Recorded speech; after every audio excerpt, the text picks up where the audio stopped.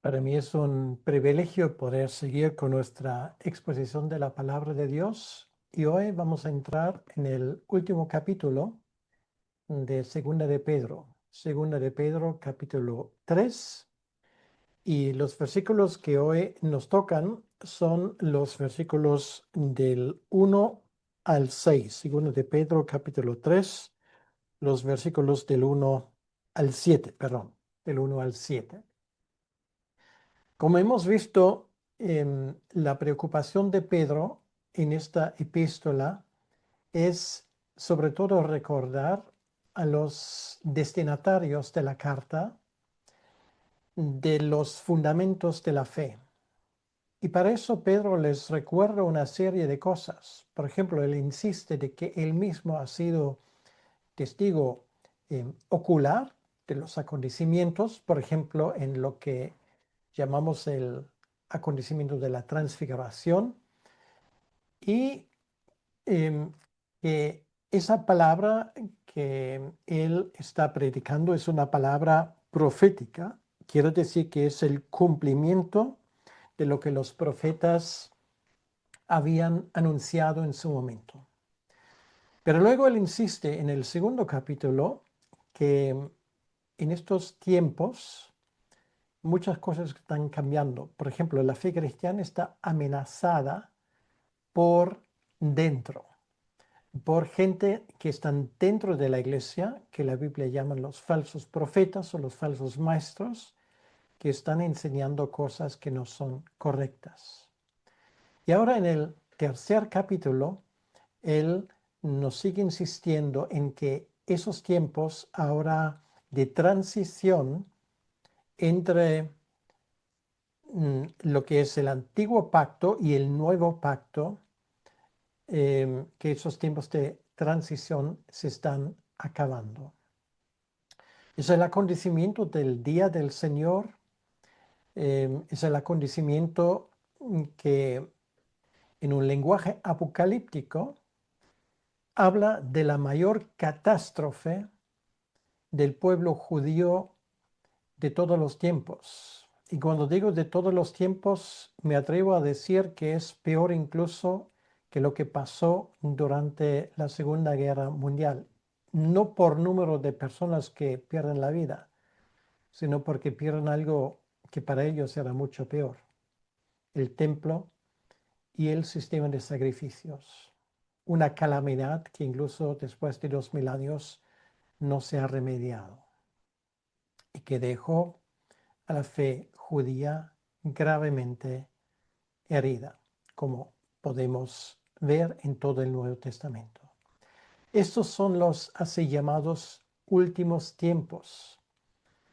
Y Pedro sabe que eso está a punto de cumplirse. Sin ir más lejos, ahora vamos a escuchar estos versículos que nos hablan de este acontecimiento que ya se deja entrever. Y una vez más, él insiste frente a sus lectores o aquellos que están escuchando lo que él escribe, de que muy probablemente van a ser testigos de estos acontecimientos que solamente unos años más tarde se están cumpliendo. Vamos a escuchar, por lo tanto, esos versículos de 2 de Pedro capítulo 3, y dice así la palabra de Dios. Amados, esta es la segunda carta que os escribo, y en ambas despierto con exhortación vuestro limpio entendimiento, para que tengáis memoria de las palabras que antes han sido dichas por los santos profetas y del mandamiento del Señor y Salvador dado por vuestros apóstoles.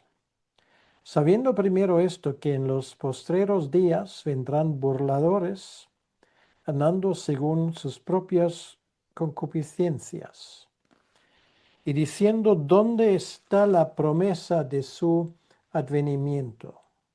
Porque desde el día en que los padres durmieron, todas las cosas permanecen así como desde el principio de la creación. Estos ignoran voluntariamente que en el tiempo antiguo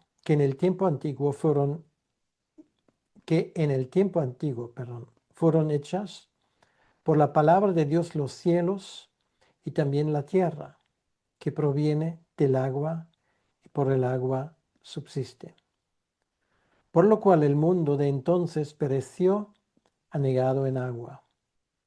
Pero los cielos y la tierra que existen ahora están reservados por la misma palabra, guardados para el fuego en el día del juicio y de la perdición de los hombres impíos. Hasta aquí la lectura de la palabra de Dios, y vamos a pedirle al Señor que Él nos acompañe en este tiempo, que podamos entender lo que Él nos quiere decir. Señor, gracias te damos por las palabras que acabamos de escuchar, y te pedimos, Señor, que tú nos des entendimiento de este pasaje, que es un pasaje muy importante. Ayúdanos, Señor, a no dejarnos influenciar por una exégesis defectuosa y unos modelos apocalípticos inadecuados. Ayúdanos a entender la palabra de Dios desde un punto de vista bíblico y no impuesto desde nuestro punto de vista 2000 años después. Todo esto te lo pedimos en tu nombre, para tu honra y para tu gloria.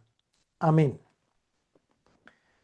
Pues vamos a escuchar un intento de averiguar lo que estos versículos significan y lo que no significan, porque esto será muy importante para un entendimiento correcto de una parte amplia de esa carta. Esa carta yo le pondría como título La certeza de la palabra de Dios frente a los burladores. La certeza de la palabra de Dios frente a los burladores. Y vamos a mirar la primera parte, esos son los versículos 1 y 2, donde dice: amados, esta es la segunda carta que os escribo. Bueno, obviamente la referencia es a la primera carta que ya hemos estudiado hace tiempo juntamente.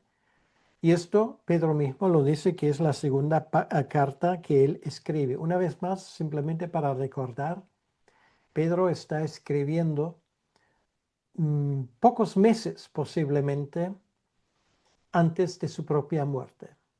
Él sabe que está ahora previsto que este tiempo, estos últimos o los postreros días, llega a su final. En esa hecatombe apocalíptica que fue la destrucción de Jerusalén y la sustitución del sistema antiguo por una creación nueva, que es el reino de Dios, que es el reino de los cielos, y que el sistema antiguo del templo, de los sacrificios, del sacerdocio aronítico, está llegando a su final. Lo que Pedro dice aquí, que en ambas cartas él ha intentado despertar con exhortación el limpio entendimiento. Esto es muy importante porque hay una serie de interpretaciones de ese pasaje. De hecho, la mayoría de de este pasaje se interpreta de una forma completamente inadecuada. Ahora, vamos a intentar meternos en el contexto de esto, y para eso te pido tu atención y tu concentración a lo que te intento explicar. En el marco de la forma teológica como se enseña, este capítulo 3 supuestamente habla del final de los tiempos. Final de los tiempos se entiende que es el tiempo, según esa interpretación, justo antes de la segunda venida de nuestro Señor Jesucristo al final de los tiempos. Y creo que es evidente que esa interpretación, aunque hoy goza de mucha popularidad, no es realmente lo que Pedro tiene en mente. Porque si esto fuera así, habría que preguntarse, ¿y por qué si van a pasar otros 2000 años, por qué Pedro pone tanta urgencia en el tema? Por cierto, juntamente con los demás, por cierto, juntamente con el autor del libro de Apocalipsis, que dice explícitamente que esas cosas pronto acontecerán. No en rápida secuencia, como algunos expositores dicen, sino pronto, dentro de poco, y dentro de poco significa dentro de poco. Y creo que ninguno de nosotros quiere partir de la posibilidad de un error de parte de Pedro, porque esto obviamente contradice claramente a la doctrina de la exposición, perdón, a la doctrina de la inspiración de la Biblia. Por lo tanto, esos acontecimientos de los cuales Pedro está hablando aquí, hay que verlo en el contexto no sensacionalista de gente de nuestros tiempos, sino en el contexto bíblico. Por esto él habla aquí de memoria, que tengáis memoria de esas cosas en el versículo 2. Pero antes él quiere, como dice aquí, despertar con exhortación vuestro limpio entendimiento, que es un entendimiento claro, un entendimiento inapelable, un entendimiento coherente. Y un entendimiento coherente, como lo veremos en un momento, tiene que ver con un entendimiento comprensivo, tanto del Antiguo como también del Nuevo Testamento. Por eso él dice aquí, para que tengáis memoria de las palabras que antes han sido dichas por los santos profetas. Esto nos habla aquí de un criterio unificado de las escrituras. Realmente no hay una división en dos, sino la Biblia es una, es un todo. Y lo que los profetas del Antiguo Testamento han anunciado en el Nuevo Testamento se cumple. Si en el Antiguo Testamento miraron hacia adelante, en el Nuevo Testamento miran hacia atrás, hacia Gólgata, hacia la cruz del Calvario, y miran a lo que está a punto de acontecer, el derrumbe total del universo judío. De eso estamos hablando. Memoria de las palabras que antes han sido dichas por los santos profetas. Esto habla del Antiguo Testamento. Y del mandamiento del Señor y Salvador dado por vuestros apóstoles. Eso habla del Nuevo Testamento. Aquí nos damos cuenta de una cosa. Los apóstoles y los profetas aquí se equiparan. Unos hablaron de lo que iba a venir, otros explican lo que ha pasado, pero ambos han puesto este fundamento.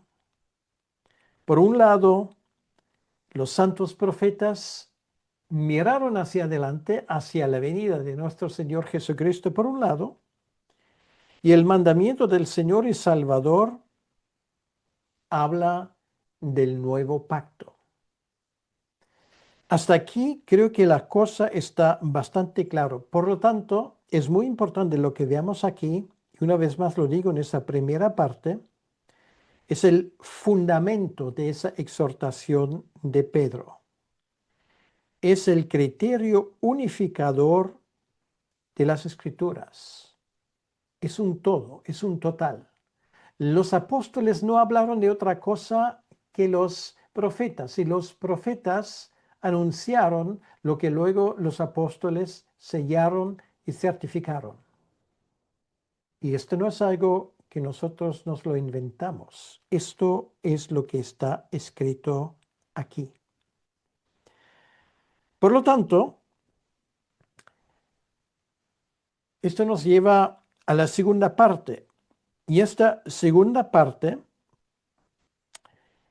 nos habla ahora de los postreros días.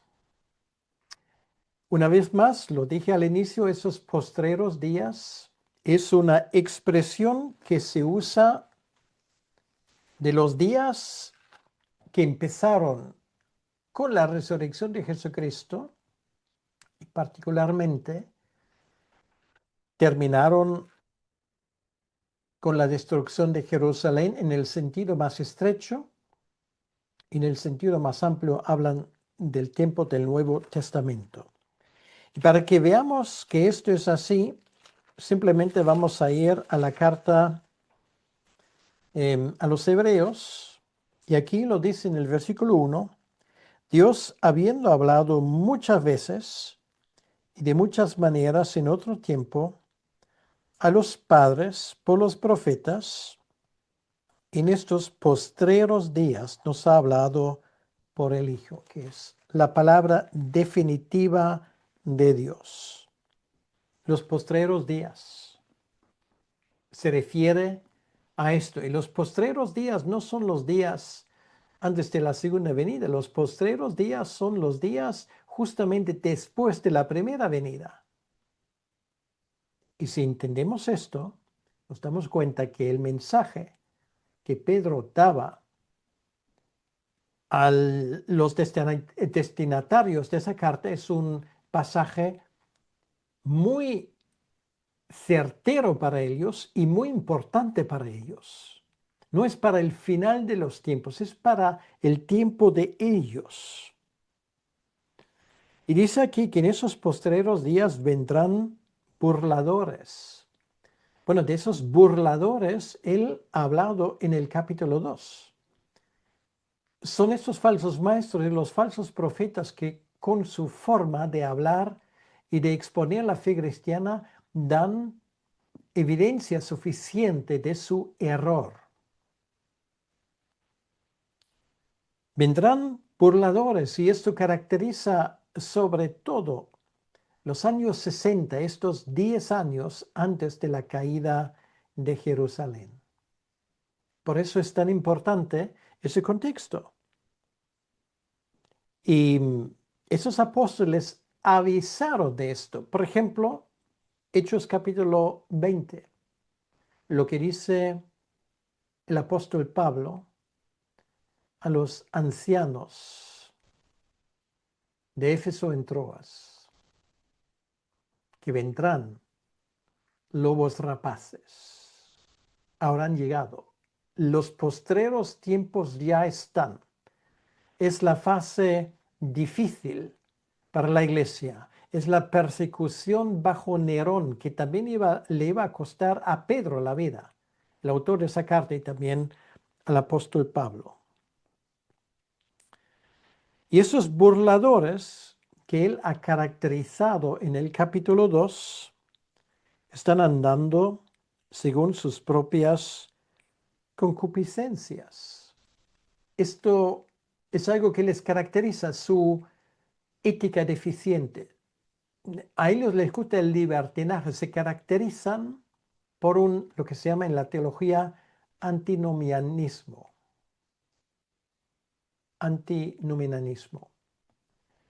Quiere decir que ellos quieren abrogar la ley, muy en contra de lo que Jesús ha dicho en Mateo capítulo 5, que él no había venido para abrogar la ley, sino para cumplirla. Quiere decir, se estableció allí el principio de que todo lo que no está cumplido en Cristo sigue siendo válido. Y ellos simplemente lo niegan con su manera de actuar, buscando su propio placer en muchos sentidos.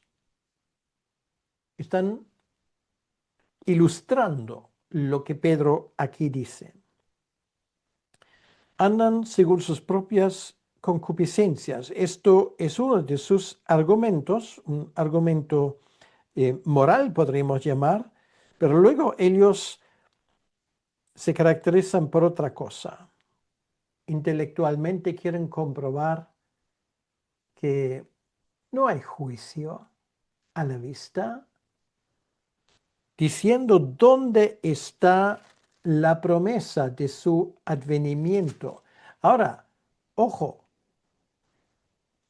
la gente de los cuales Pedro aquí avisa es la misma gente del capítulo 2. Ellos siempre lo que dicen es, ellos dudan de que Jesucristo va a volver, que habrá una segunda venida al final de los tiempos, no, pero lo que ellos dicen que ese advenimiento suyo, esa parucía suyo, ese día del Señor, esa venida de Jesucristo en el juicio, no va a venir, no está. Podemos comparar a esa gente con los teólogos liberales de nuestro tiempo que simplemente en su arrogancia siguen a doctrinas, ideologías nefastas, dando a entender que esto es lo que a Dios le gusta y dando a entender también que ellos no creen en el juicio final, ni creen en los mandamientos de Dios, ni creen en la santidad de la vida, ni creen en el orden que Dios ha puesto en su creación. La cosa se repite. Y esto era la misma gente del capítulo 2. Y ellos dicen, bueno, ¿dónde está la promesa de este advenimiento suyo, de este juicio suyo que supuestamente vendrá sobre nosotros? Ellos predicaron la uniformidad y de la misma manera como estos teólogos falsos hoy en día niegan la historia de la creación y bautizan la evolución diciendo que la evolución y la Biblia son perfectamente compatibles. De eso hay muchos. Y espero que tu pastor no esté entre ellos. Por si acaso, pregúntale en algún momento si él toma la historia de la creación como algo literal o si él también cree por si acaso que esto es algo que hay que entenderlo hiperbólicamente, que hay una continuidad, pero no hay cosas como interrupciones en ese proceso. Te das cuenta que esa uniformidad en el pensamiento presupone una uniformidad en el desarrollo de la tierra. Desde el día en que los padres durmieron, todas las cosas permanecen así como desde el principio de la creación. Por lo tanto, no hay que preocuparse. Estas son, según su versión, según ellos, tonterías. Esas son cosas que no hay que tomarlo en serio. Y sin embargo, Pedro aquí les está llevando la contraria de una forma radical. Viene la refutación de parte de Pedro. Y eso tiene que ver con la palabra de Dios. Una vez más, ¿qué hay detrás de esto? Aquí Pedro lo menciona en el versículo 5 y 6, que ellos ignoran voluntariamente lo que la Biblia dice. Ignoran quiere decir que ellos no lo toman en cuenta y no porque por si acaso no están seguros, sino ellos están rechazando de lo que ellos en el fondo intuyen que es la verdad. Esto es la esencia de un falso maestro, de un falso profeta. No son unos pobrecillos que no lo saben mejor. Son enemigos de la fe. Y me da igual si se llaman pastor, doctor en teología, si son diáconos, si son ancianos, si ellos no profesan la fe apostólica, la fe profética, la fe del Antiguo y del Nuevo Testamento, son simplemente falsos maestros. Y Pedro aquí dicen que ellos ignoran voluntariamente, quiere decir que se prestan para el error. ¿Por qué? Porque siguen a voces embaucadoras, porque siguen a teologías falsas, a esas modas que desde hace siglos han entrado paulatinamente en la teología y que han destrozado muchas de las iglesias históricas de la Reforma. Ah, no, los que han llevado a la iglesia, a esas iglesias a la ruina, no son gente que no lo sabían mejor, lo sabían perfectamente. Ignoraban voluntariamente. Nadie les obligó. Y en vez de estudiar la Biblia, en vez de ponerse debajo de la autoridad divina, ellos voluntariamente siguen al error. ¿Y qué han hecho? Han seducido a mucha gente. Y ahora esto lo había a lo largo de 21 siglos, también en este siglo, y lo que ha ocurrido es que también lo había en el tiempo de Pedro. Ellos ignoran voluntariamente que en el tiempo antiguo fueron hechos por la palabra de Dios los cielos y también la tierra. Esto tiene una lectura doble. Claro, habla de la creación, pero también hablan de otro tema, y esto habla en el contexto del orden del Antiguo Testamento. Esto habla del sistema de ofrendas, el sistema de adoración, el sistema de santidad del Antiguo Testamento. Esto era el orden mundial del Antiguo Pacto. De esto ellos no quieren saber nada.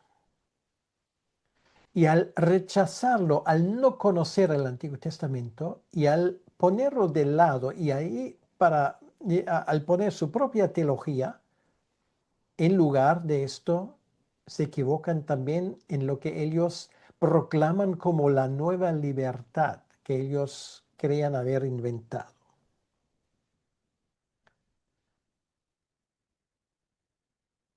Entonces, Pedro lo rechaza claramente, porque en aquel tiempo dice, en el tiempo antiguo fueron hechos por la palabra de Dios los cielos y también la tierra que proviene del agua y por el agua subsiste.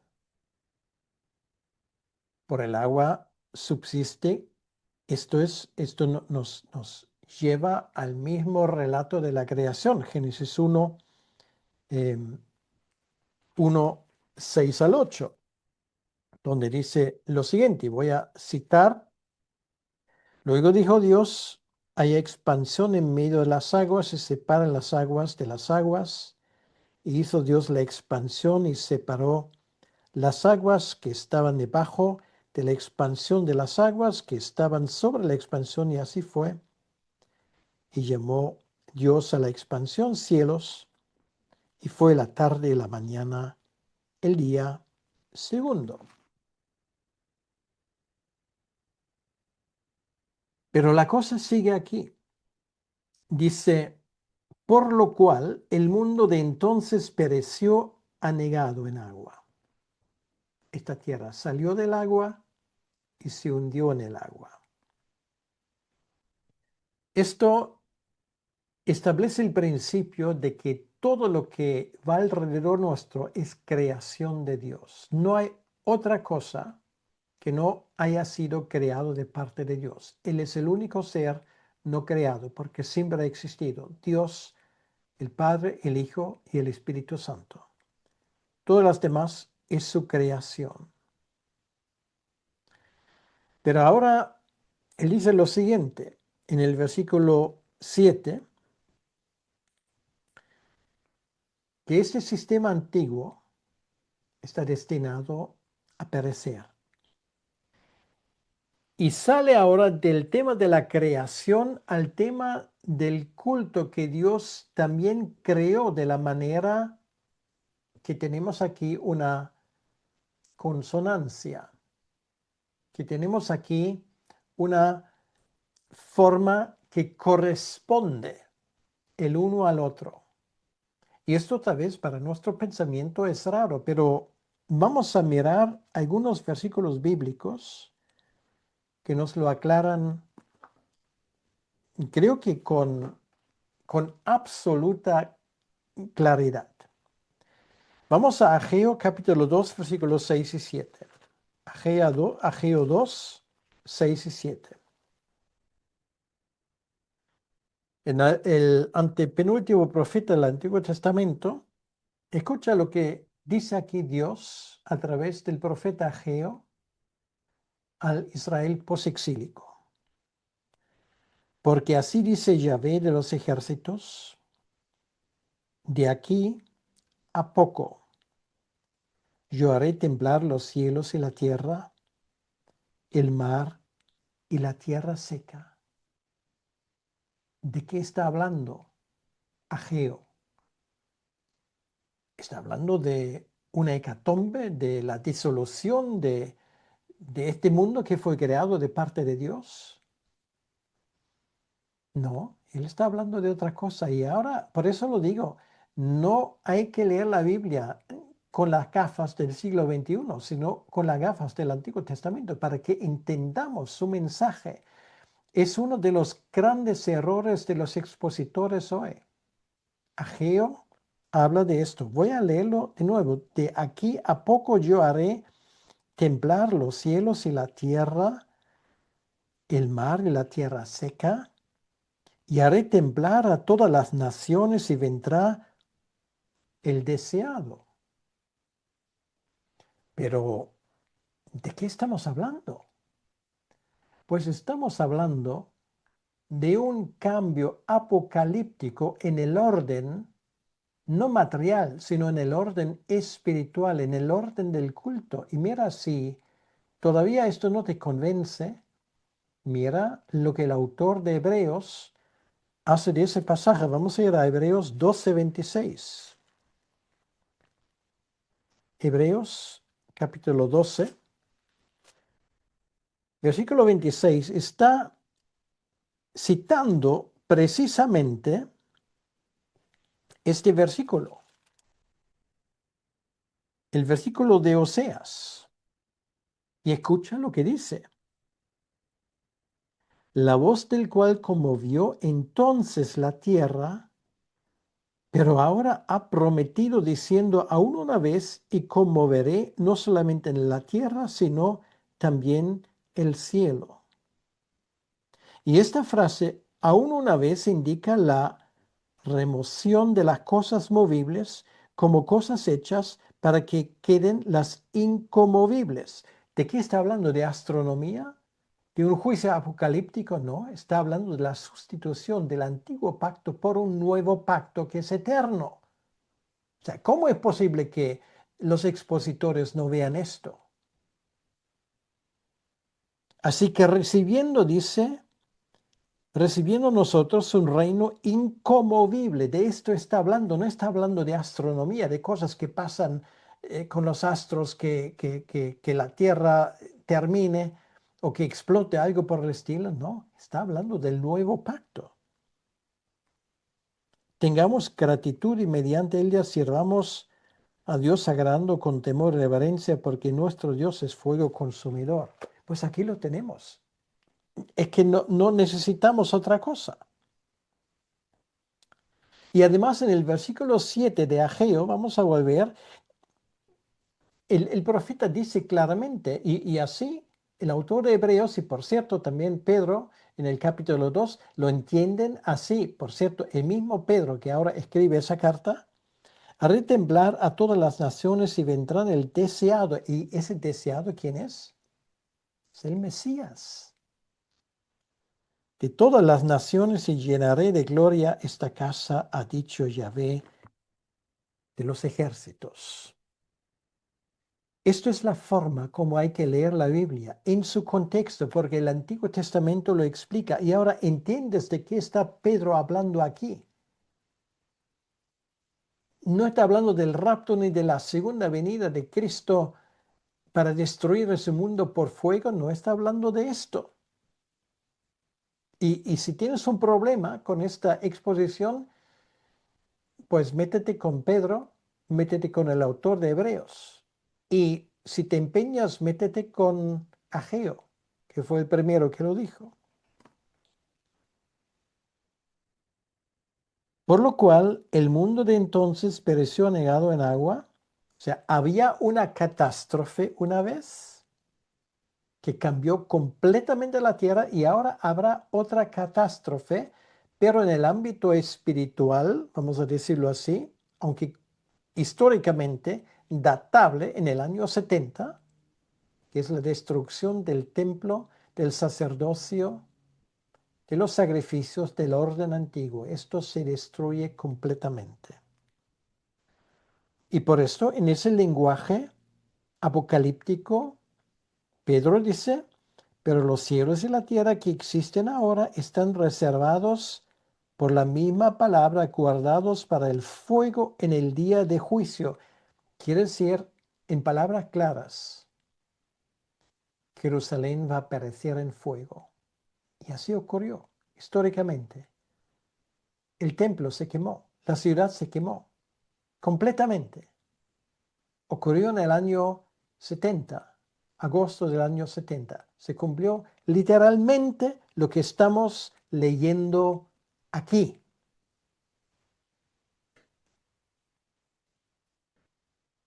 Y, y esto trae la perdición de los hombres impíos. Los hombres impíos perdieron la vida. ¿Por qué? Porque estaban dentro de Jerusalén. Porque la iglesia ya había salido. Habían huido a Peña, siguiendo las instrucciones del Señor Jesucristo, Mateo 24, Lucas 21 y Marcos capítulo 13. Ellos habían salido. Los que perecieron eran todos impíos, gente que no escucharon, entre ellos muchos falsos maestros y falsos profetas. Y si esto, por si acaso, no es suficiente, vamos a ir a un último pasaje del Antiguo Testamento, que hay muchos, a Isaías 51, 14 al 16. Isaías 51, 14 al 16. Aquí dice,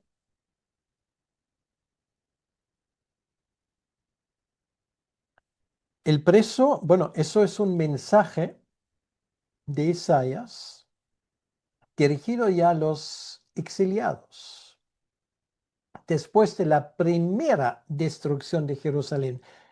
Viene de Isaías, pero esa parte se dirige a aquel tiempo después de la destrucción del primer templo, cuando Israel está en el exilio. Dice, el preso agobiado será libertado pronto, no morirá en la mazmorra, ni le faltará su pan. Está hablando de Israel. Porque yo ya ve que agito el mar y hago rugir sus ondas. Soy tu Dios, cuyo nombre es Yahvé de los ejércitos. O sea, Dios hace rugir las ondas. ¿Esto qué quiere decir? ¿Que habrá una inundación? No. Las ondas, el mar es símbolo del mundo pagano. Y había una gran conmoción. ¿Por qué? ¿Qué habrá pasado? Pues el reino de Babilonia fue sustituido por el reino de los persas. Una gran agitación en ese mar de los pueblos. ¿Te das cuenta? Sí, hay que tomar la Biblia de forma literal, pero no literalista sin sentido. Literal porque la Biblia quiere ser entendida como los profetas lo habían intencionado. Y en tu boca, dice el versículo 16, he puesto mis palabras y con la sombra de mi mano te cubrí, extendiendo los cielos y echando los cimientos de la tierra y diciendo a Sión, pueblo mío eres tú. Quiere decir que Dios literalmente mueve los cielos y la tierra para llevar a cabo su propósito. Lo mismo ocurre en el Sinaí. Creo que hemos captado el mensaje ahora. Por esto Pedro dice aquí en ese versículo 2, y lo voy a, perdón, en el versículo 1 voy a leerlo de nuevo, que él se dirige a ellos porque quiere despertar con exhortación el limpio entendimiento. Ese limpio entendimiento, ¿de qué está hablando?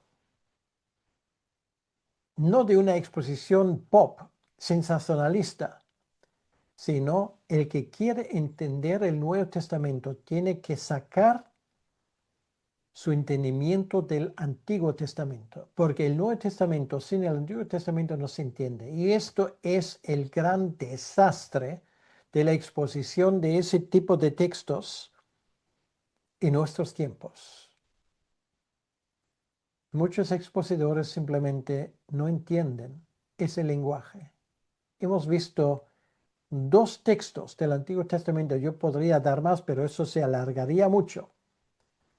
Hemos visto dos textos, entre ellos el famoso de Ageo, que Hebreos lo aplica literalmente a la creación del nuevo pacto, hablando de la creación de un nuevo mundo, que el otro, el antiguo mundo, que es el antiguo orden de las leyes arónicas de adoración, es reemplazado, cumplido, para decirlo así, en Cristo. Esto es lo que hay, y para esto hay que atenerse exactamente a lo que la Biblia enseña. Por eso Pedro nos dice que es una palabra profética. Hay que valorarlo. Y yo te animo de corazón que tú tomes en serio ese tipo de acercamiento a la Biblia. Hay que ser bíblico de verdad y no seguir simplemente a expositores sensacionalistas que nos quieren decir que estamos a punto, como siempre, en 2000 años, de sufrir este juicio, que vivimos en los últimos tiempos. Yo llevo escuchando esto desde hace tiempo, y estos últimos tiempos siempre es la generación que ahora vive. No nos damos cuenta que estamos haciendo el ridículo si no nos ceñimos a una exposición realmente bíblica. Creo, espero, es mi oración que lo has entendido. Bueno, más cosas nos esperan en ese capítulo 3. Si Dios quiere, seguiremos la próxima vez con una exposición de los siguientes versículos. Vamos a dirigirnos al Señor en oración. Señor, gracias una vez más te damos por lo que hemos escuchado. Gracias por esos pasajes de Isaías, de Ageo, de Hebreos, de Hechos, capítulo 2, que nos enseñan cómo hay que entender ese tipo de lenguaje. Ayúdanos a entender de verdad. Ayúdanos a ser fiel a tu palabra. Te pido que tú bendigas a todo lo que nos están siguiendo en ese momento. Te lo pedimos, Señor, en tu nombre. Amén. Que Dios te bendiga.